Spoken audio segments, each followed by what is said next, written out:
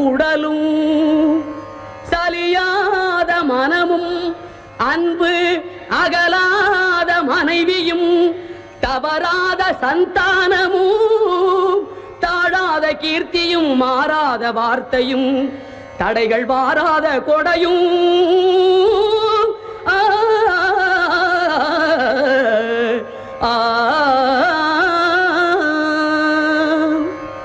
தொலையாத நிதியமும் கோணாத கோலும் ஒரு துன்பமில்லாத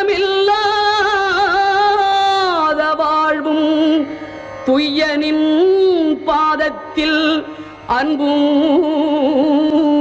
உதவி பெரிய தொண்டரோடு கூட்டு கண்டார்.